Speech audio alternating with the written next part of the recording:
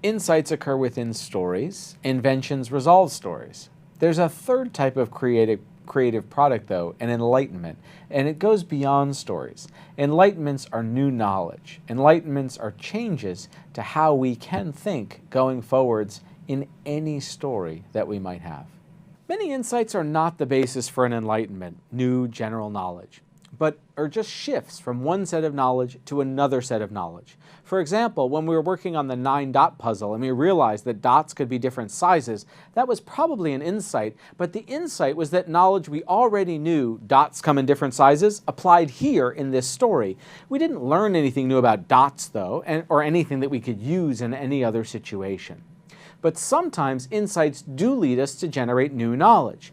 Earlier, when we talked about the Wright brothers and the invention of the airplane, we saw some signals of enlightenments. They had a large number of insights, clearly. They not only invented an airplane, they invented a variety of other items along the way, such as devices for measuring the lift and drag of a wing. But there's a third product of their efforts, and this was new knowledge about flight. Their inventions to test out wings led to new knowledge about lift and drag forces that could be used for many other purposes, not just their own initial airplane. But let's focus on another enlightenment they had, which was the control system for the airplane. Now, one of the key insights that the Wright brothers had that others working on the problem did not seem to have was that a flying machine needed a control system. Now, Professor Robert Weisberg has written about this distinctive aspect of the Wright brothers' approach in connection to creativity. What he observed was that to the Wright brothers, as bicycle makers, the need for a control system was critical. When riding a bike, the subtle movements of the handlebars and the subtle adjustments of one's body weight are crucial. Rather than assuming control was unnecessary or impossible, like many other people who were trying to create a flying machine, the Wright brothers spent considerable time thinking and tinkering with possible control systems.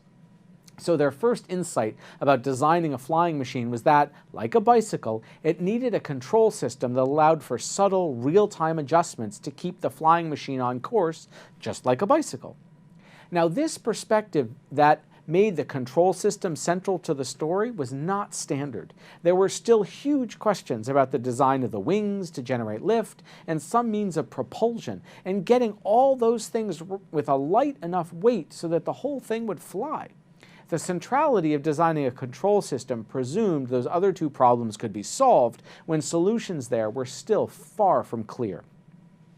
Now, this perspective of needing to develop a control system guided the story of the Wright brothers' efforts in directions others were not going in.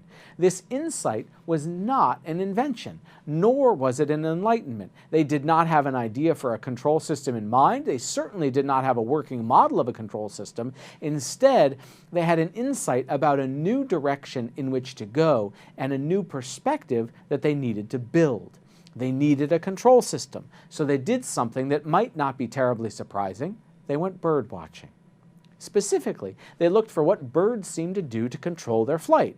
And the Wright brothers' observations indicated that the very tips of birds' wings tended to move in opposite directions to stabilize and control their flight.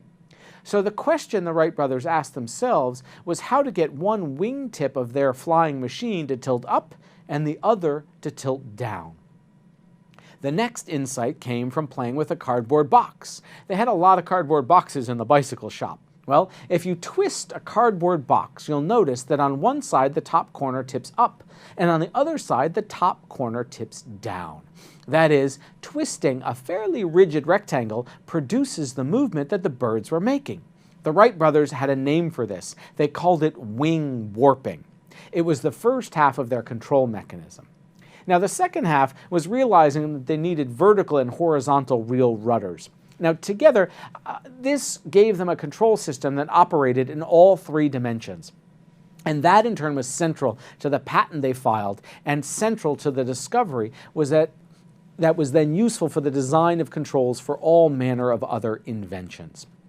Now, this story of the Wright brothers' airplane, and in particular the formation of their control system, shows that not only do we have insights about how to change our perspectives, and not only do we invent specific items, a specific flying machine or a specific process for how to manufacture automobiles or a specific painting or whatever, that resolve our stories, but we also take our insights and change the very knowledge that we and others use to tell endless new stories.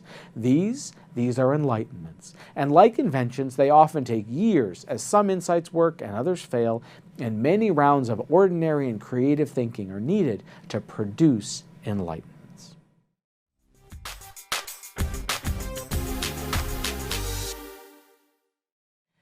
Enlightenments, then, are a way to generate new kinds of knowledge and allow us to think differently about the world than we could have before.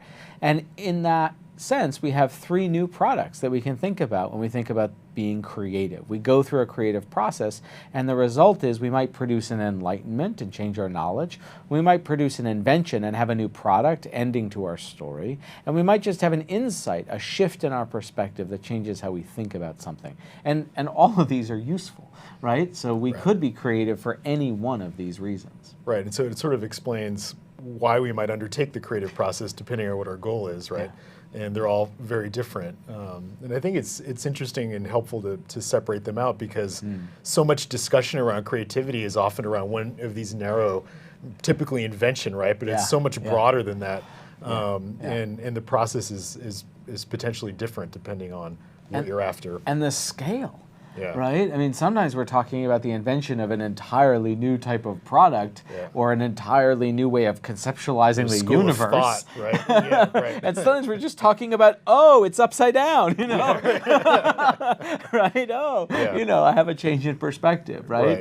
And that's it, right? That's all we mean. And so by having three different products we can talk about, insights, inventions, enlightenments, it helps us separate a little bit. What are we after? What is it we're really trying to accomplish?